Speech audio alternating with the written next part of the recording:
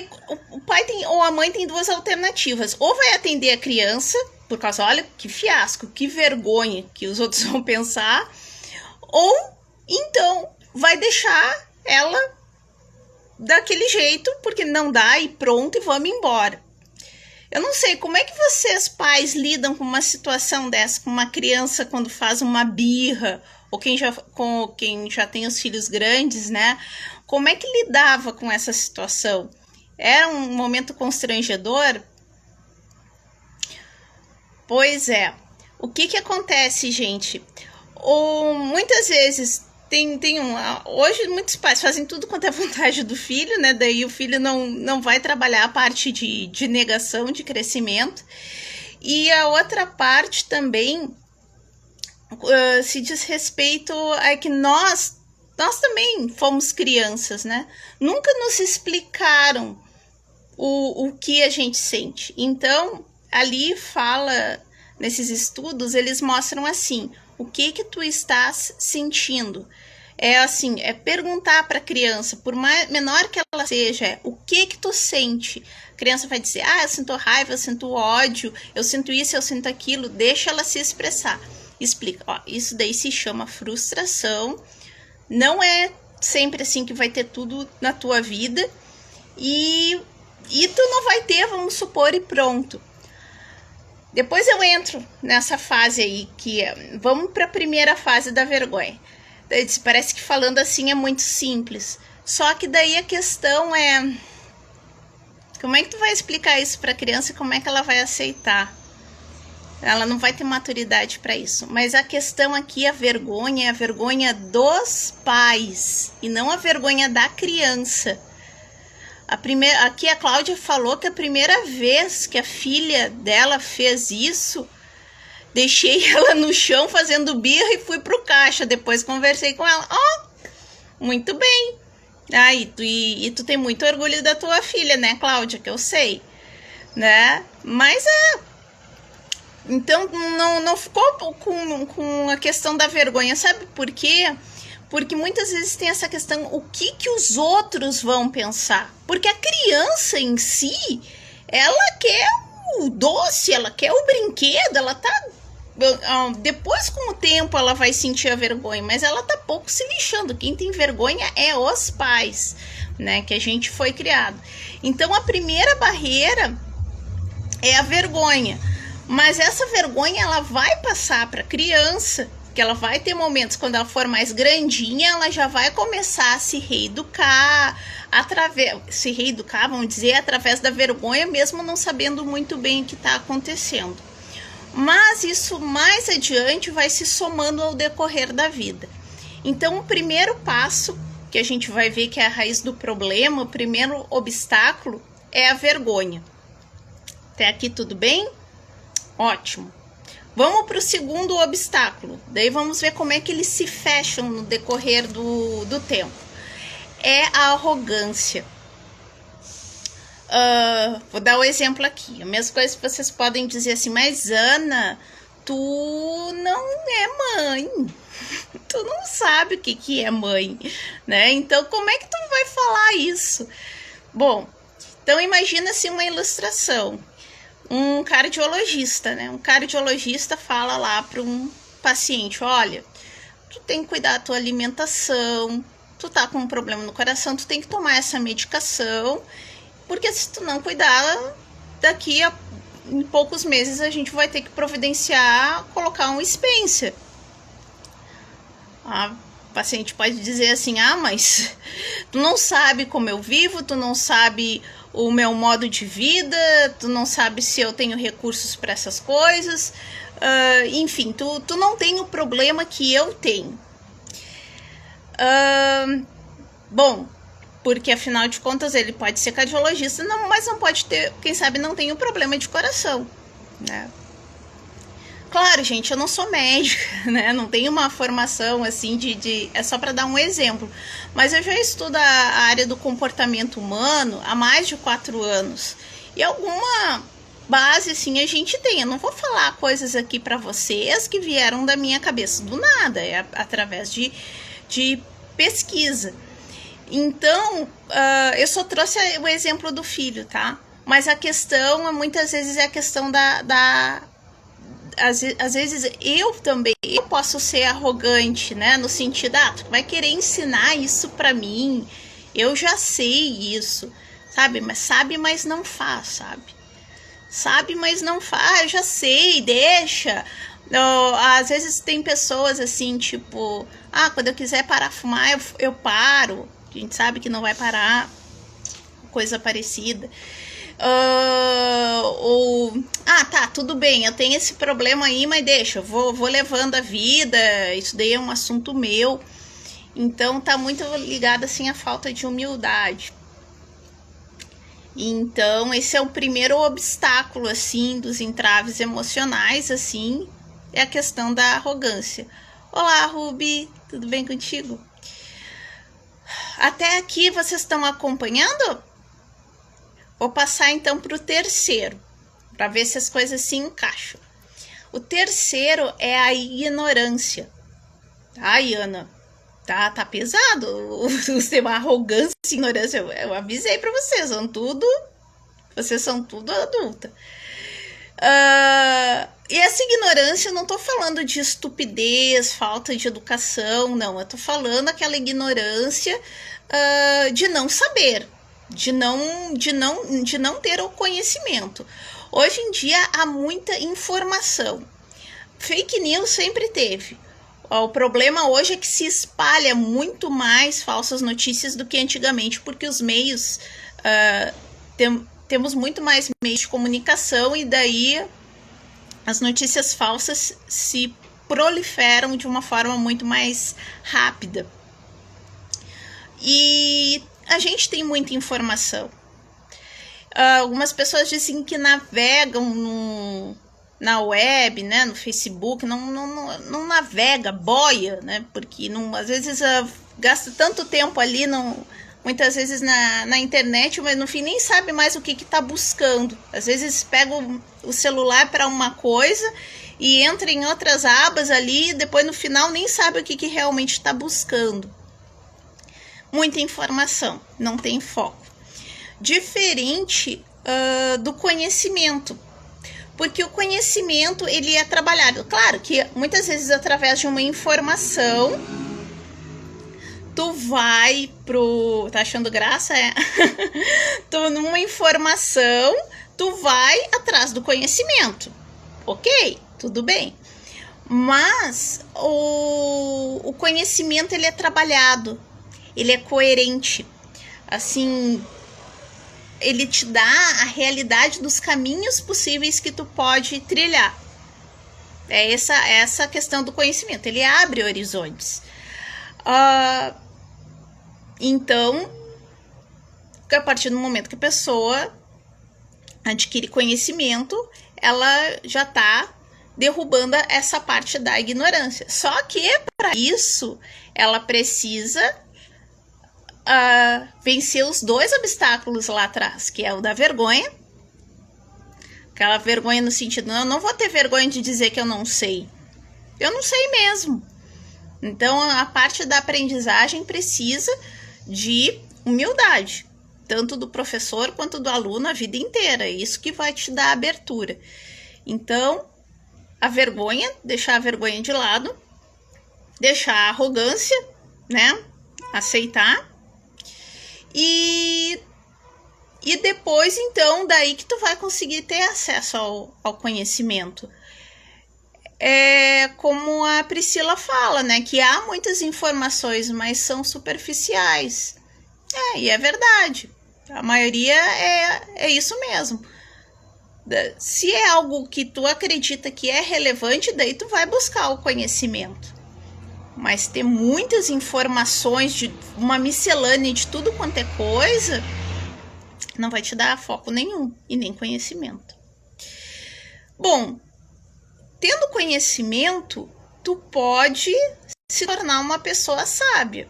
Mas o que seria uma pessoa sábia? Tem gente que diz assim, mas eu sei de tudo isso, eu sei de tudo isso. E sabe mesmo, ela tem um conhecimento. Só que ela não é sábia. Qual é a diferença de um sábio é que ele vive o conhecimento. Não basta só saber os caminhos possíveis que tu pode trilhar, mas sim andar, né? É um modo de vida que tu vai levar. Então, exatamente, Cláudia, a prática. É uma frase que eu aprendi e não esqueço nunca. Saber e não fazer é a mesma coisa que não saber. Então, assim, eu sei. É a mesma coisa que a pessoa dizer, eu sei fazer uma nega maluca. Eu sei decora. Se eu disser pra ti agora, eu sei decora. Tá, mas tu já fez? Não, pra quê? Fazer pra quê? Se eu sabendo ela decore e se alguém quiser fazer, eu digo a receita. Tranquilo. Sabe? Claro que é um exemplo simples, né? Mas eu quero dizer que isso pode ser colocado em outros aspectos da vida. Então, o conhecimento ele pode impedir que a nossa vida vire um sofrimento, né? Oi, Suzy! Que alegria te ver aqui!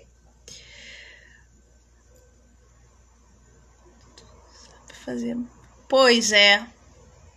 Também, né, Cláudia? Que a verdadeira ignorância é quando tu sabe fazer, mas faz. É isso? Verdadeira ignorância é que tu sabe fazer, mas faz. Desculpa, eu acho que eu não te entendi, Cláudia. Que tu sabe fazer, mas não faz. Seria isso? Acho que é isso que tu queria dizer, né? Também. Isso, exatamente. Tu sabe fazer, mas não faz. Que daí tem outras limitações também, questão do medo, né? A pessoa sabe, mas a parte da prática pode ficar um tanto receosa. Então, é aquela parte, a pessoa pode ter conhecimento também, mas não ter a sabedoria. Mas o raciocínio é por aí. Então, é claro que a gente, tendo conhecimento, a gente pode se tornar mais... Às vezes a pessoa, não, é melhor nem saber, né? Vou ser mais feliz assim, se melhor nem saber. Eu digo, depende do teu ponto de vista, mas a tendência é quando tu tiver mais conhecimento e praticá-lo, mais felicidade tu vai ter. Não tô dizendo assim que, né, a felicidade é algo individual para cada um, não precisa fazer algo extraordinário, mas tu fazer essa prática, essa movimentação, e até isso as pessoas têm trabalho, sabe? Trabalho para fazer no sentido assim, barulho. É assim, mas eu não... A Priscila tá falando, existe coragem de sair da zona de conforto e mudar. Pois é, mas sabe que até ser feliz dá trabalho. Até para ser feliz exige esforço. Então as pessoas dizem assim, não, é melhor deixar assim mesmo, porque daí essa situação do jeito que tá, até a gente tinha conversado isso naquela reunião, quem participou, naquela palestra que eu dei na sexta-feira. Usei termos até um pouco mais pesados, mas deixa a situação do jeito que tá, que essa situação tá meio ruim mesmo, mas eu sei lidar com essa situação ruim.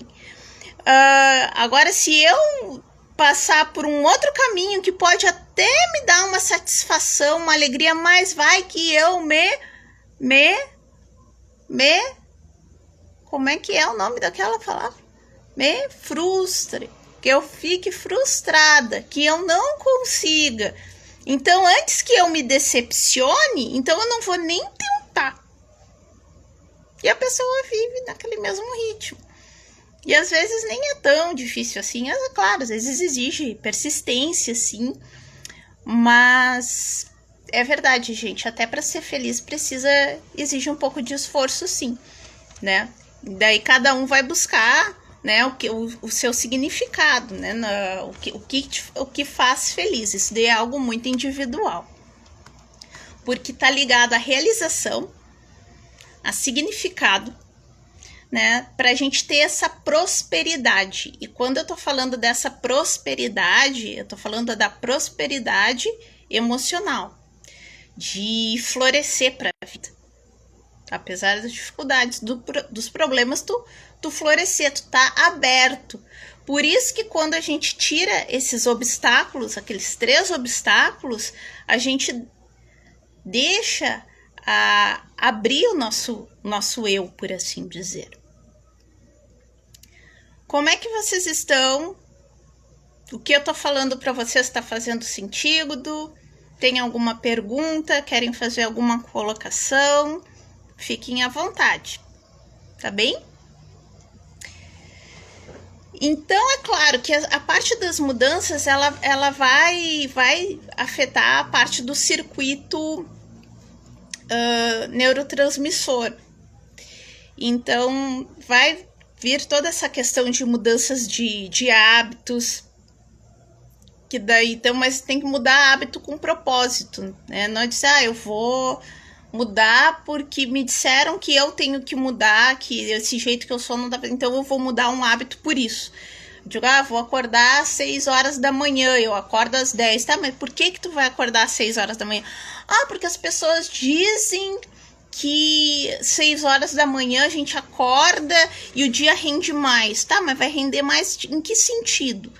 O que tu vai fazer nessas 4 horas que antes tu não fazia, sabe? Então precisa ter um propósito, senão o hábito ele não se sustenta, né? Precisa ser às 6? Será que às 8 não tá bom? Né? Não vai te prejudicar o teu sono? Será que não dá para ver um meio termo? Porque não adianta também a pessoa acordar super cedo, acho que vai render, mas daí depois vai se arrastar durante o dia, vai ter que dormir mais cedo, mas como é que ela vai ter que alterar a alimentação para ser mais leve durante a noite? Então, toda mudança ela tem que ter um propósito. E daí tem essa parte de neurotransmissores, que tem a parte também, não quero entrar muito a parte hormonal, que são ativadas no cérebro, das partes da recompensa, mas um hábito ele precisa ser muito bem trabalhado para que ele possa ser desenvolvido, porque o nosso cérebro ele tem essa neuroplasticidade. Então aquela história de que pau que nasce torto nunca se endireita, isso daí é fala de preguiçoso, de gente que não quer mudar. Não existe, hoje já está comprovado que não existe isso. Senão não teria pessoas aí que mudam o seu modo de vida, sua maneira de pensar. Tem muitas pessoas que têm relatos assim, que sabem, né, que a gente vê experiências que tiveram uma vida totalmente diferente, totalmente estranha, e que hoje tem um outro estilo de vida tão diferente que as pessoas nem a reconhecem, porque parece que são 2 pessoas diferentes. Então isso mostra o potencial que o ser humano tem de transformação. Muitas vezes ele não se permite, né, por causa do medo. Bom, nós falamos de 3. Vocês se recordam qual foi o primeiro? Vamos ver se alguém tá ligado, como se diz. Então, o primeiro que a gente falou foi sobre a vergonha, e que depois que vem pelos pais e depois é reproduzida nos filhos. Depois vem a questão da arrogância. Depois vem a ignorância. Só que são 4. E o quarto é aparência, o parecer. Então, essa questão também está um pouquinho ligada à vergonha, mas é o parecer. Então, tudo bem, gente. A gente precisa ter alvos na vida. A gente precisa ter alvos na vida, projetos que te estimulem. Exatamente, muito bem. Então, por exemplo, às vezes a pessoa faz um projeto, olha, passei uma situação difícil na vida, assim, não tive a infância que eu gostei, não tive a adolescência da forma que eu desejava, mas enfim, eu trabalhei, estudei, tive o meu trabalho, hoje, né, tenho as minhas realizações. Ou então a pessoa vê assim, né, a pessoa se dá muito bem sendo dona de casa, não tem nada de errado com isso, desempenha muito bem o papel de mãe, de cuidadora ou de esposa. Ela tem esses projetos, seja familiares, sejam pessoais, sejam o que forem. Só que esses a gente chama até projeto de verão, vamos dizer, aquele projeto de férias, aquele projeto de viagem. Só que são, mesmo independente se for familiar ou se for profissional, qualquer área da vida, eles são, vamos dizer assim, mini projetos. Muitas vezes as pessoas não se dão conta que é mais profundo que a questão do projeto de existência. Que eles falam, que algumas pessoas falam tanto em propósito de vida. É claro que cada um tem as suas crenças, cada um luta por e tem um modo de vida, vê o que é algo maior, um projeto maior, mas esse projeto que eu tô falando é algo pessoal, é algo teu. Então, muitas vezes tem pílulas de projeto. Então, eu vou dar um exemplo para vocês. Eu quero emagrecer porque eu quero ter uma barriga tanquinho.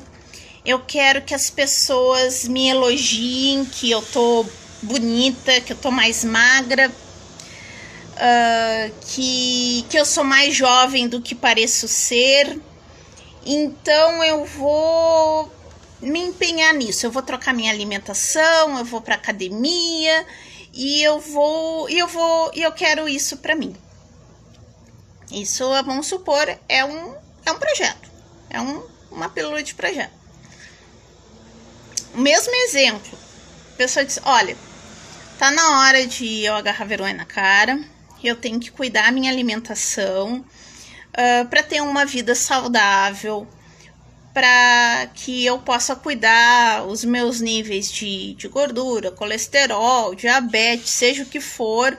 Conforme vai passando os anos, né, o organismo vai reagindo de uma forma diferente. Eu tenho os meus filhos, eu tenho outras pessoas que, quem sabe, olhando o meu exemplo, eu posso ajudá-las. E se eu emagrecer, é coisa bem boa, né? Eu vou me sentir bem, minha autoestima, eu vou poder, né, sei lá, trocar de modelito, coisa parecida, mas eu quero ter uma qualidade de vida melhor. O que vocês perceberam? Vocês viram que o alvo é o mesmo? Olha, gente, olha assim, parece que é o mesmo. Mas qual é a motivação, gente? Vocês conseguiram notar o movimento?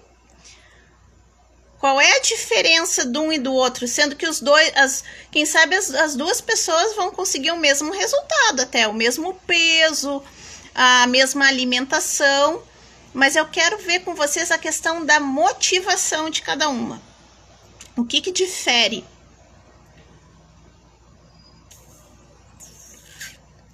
Não vou condenar ninguém que fale. Não tem um gabarito aqui. Mas o que difere, que dei a dica, que a motivação é que uma é influenciada de fora para dentro e a outra é de dentro para fora. O primeiro exemplo, ela quer ser vista, ela precisa estar bem por causa que ela vai ter a visão de outras pessoas. Daí ela não vai passar vergonha, mas ela quer parecer.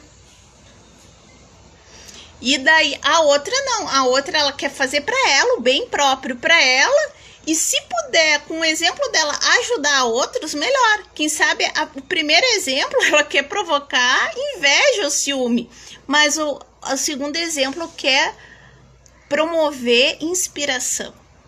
E isso faz toda a diferença. Toda a diferença. Então, isso é projeto de vida. Não, pode ser um propósito de vida, sim. A partir do momento que tu tem um modo de vida que inspire as outras pessoas, além de trazer um benefício próprio para ti, mas traz um benefício para outras pessoas também. A Cláudia menciona que um relacionado à visão do outro e o outro é a qualidade de vida. Também a gente pode dizer que é a visão do outro e o outro é a tua própria visão, né? Um é de fora para dentro e o outro é de dentro para fora. Então a gente precisa trabalhar isso porque a gente é muito cobrado. A nossa sociedade sempre cobrou muito da gente, assim, que tipo de pessoas nós deveríamos ser. Então, às vezes é algo bem complicado fazer essa mudança. Eu até fiz aqui um exemplo só para vocês terem uma ideia. Aqui, ver se vocês conseguem ver. Esse é um desenho aqui. Não sou boa de desenho, mas o que a gente luta no decorrer da vida? Aqui. Ser, fazer e ter. 3 verbos. Durante a vida, muitas vezes a gente faz muita coisa para ter. E não há nada de errado nisso. Nada de errado. Então eu faço algo para conquistar uma pessoa que eu amo. Eu faço algo assim, né, para agradar outras pessoas, ou eu faço um curso e me aperfeiçoo na área que eu desejo atuar. Eu faço algo, sempre na nossa vida, desde criança a gente já é ensinado isso, de fazer algo para ter algo. Então, fazer e ter. Então, muitas vezes a gente faz as coisas para ter as coisas. Quando a gente... Esse movimento é o ser, né? Agora, esse movimento de fazer para ser é o mais difícil que tem. Uma pessoa pode dizer assim, Ana, mas tu não sabe o que tu tá falando, sabe? Porque tu não sabe o que eu tive que estudar para ter um nível de estudo que eu tenho, tu não sabe o que eu já tive que passar para um determinado trabalho que eu desempenhei ou que desempenho, as coisas que eu tenho, mesmo apoiando o meu marido, ou vivendo sozinha, ou sendo, enfim, né, tendo uma independência financeira. Estou falando aqui para vários públicos. Tu não sabe que foi tudo custoso, assim. Eu tenho as coisas, eu tenho as minhas conquistas, mas deu muito trabalho. E é verdade. Vocês têm que agradecer e dar vitória e dar, assim, tipo, valorizar todas as conquistas que vocês tiveram durante a vida. Seja elas materiais, seja elas afetivas, seja elas quais forem. Vocês precisam ter esse grau, sim, de reconhecimento e de valorização. A questão é que o ser é mais difícil, gente. Por causa que fazer para ser, às vezes a pessoa tá tão envolvida em ter as coisas, ou ter o reconhecimento de outros, ou ter, né, a aprovação de outros, que ela se esquece de quem ela é. Daí muitas vezes daí ela diz, sabe de uma coisa, acho que vou ter que ir no médico, daí vai no psiquiatra, aquela coisa, daí o psiquiatra dá Rivotril, dá citalopram, dá não sei mais o que, dá mais um remédio, daí depois volta, e daí eu digo, tá, agora vamos retomar a vida tudo de novo, e daí faz as coisas as mesmas coisas, depois ela se esquece quem ela é, daí volta de novo. Porque o ser, olha, gente, pode ter certeza, Dá muito trabalho para tu identificar quem tu é. Dá trabalho, exatamente porque a gente recebe muitos rótulos durante a vida. E a gente tem que estar disposta a... O que vocês acham, gurias? Eu tô falando gurias porque a maioria é menina, né? Mas... vocês acham que é necessário ter uma abertura para ter essa questão do autodesenvolvimento, da autodescoberta, do autoconhecimento? Já deu essa questão assim de saber, eu sei que tenho que mudar, porque, gente, assim, eu sei por mim, porque eu busquei essa área por causa que eu queria ver. Quando a gente tá com essa disposição de se autoconhecer, a gente tem que ser realista. Então a gente precisa lidar com as nossas dores, com as nossas fraquezas, os nossos medos, as nossas raivas, as nossas angústias. E às vezes a gente fica tão apavorado com a gente mesmo que sabe de uma coisa, deixa assim, eu vou passar um batom na cara, vou botar uma roupa bem bonita e vamos seguir a vida, porque a vida é bela e pronto. Não, ninguém precisa saber da minha dor. Sim, não tô falando. Eu também tomei remédio por muito tempo, né? Hoje, claro, tomo uma medicação mais a base de homeopatia. Mas se a pessoa precisa, ela precisa tomar sim. Eu não tô criticando quem toma remédio e nem tô dizendo para botar remédio na descarga. Não é essa a questão. Mas pode ter certeza, quando a gente... Exatamente, inclusive procurar médicos especialistas. A questão é que muitas vezes quando a gente dá uma abertura para se autoconhecer... assim, às vezes a gente tem essa coisa, não toca nisso porque dói, não toca nisso, deixa assim. Então o remédio, ele atua muito nessa parte de neurotransmissores, mas quando a gente lida com a parte do comportamento, ele vai ajudar muito. Eu sei por mim, a quantidade de remédios que eu tomava, e quando eu tive uma mudança de comportamento, de hábitos e de treinamento, né, praticamente, porque a mudança, a nossa maior farmácia é a gente mesmo, é o nosso próprio cérebro. Basta a gente saber descobrir, ter essa abertura de tirar esses 4 obstáculos para a gente poder ter, assim, buscar saber qual é o nosso significado, o propósito de vida, né? Afinal de contas, assim... Tudo bem, né? Se eu morrer agora, eu sei que, sei lá, minha mãe vai ficar triste, meu marido também, vai ter outras pessoas e vai ficar alguns conhecidos, quem sabe, ficam tristes. Mas será que vai fazer diferença? Será que o que eu faço hoje vai fazer diferença? Ou alguém vai lembrar de mim? Não no sentido de lembrar assim, tu acha que vai lembrar... Não... Do que tu tinha ou do que tu aparentava, ou o que tu fez, né? A questão do conhecimento, da sabedoria, da prática que tu fez. Então, é uma forma de a gente estar vivo na mente das pessoas, porque hoje em dia a gente não sabe o dia de amanhã, né? Não é só por causa desse corona ou coisa parecida.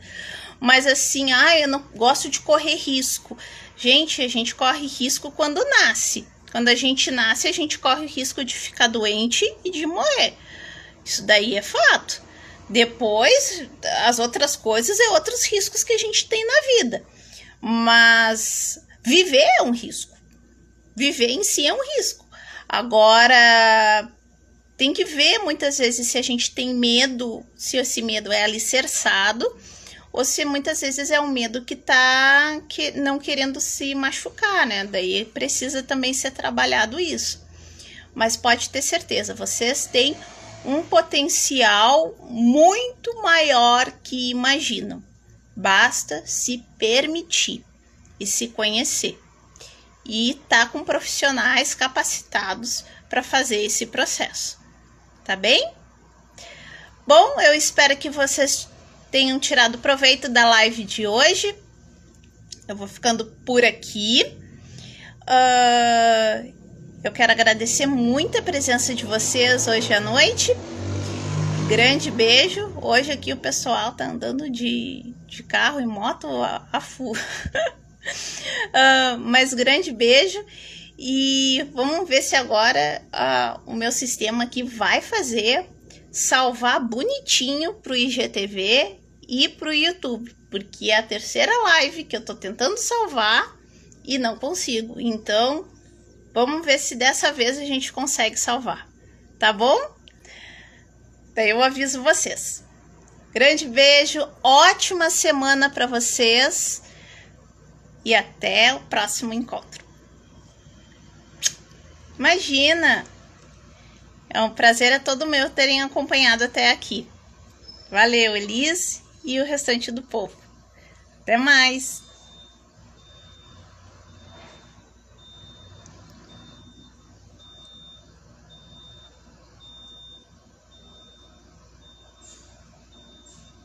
Deixa eu ver agora, por que ele não fecha?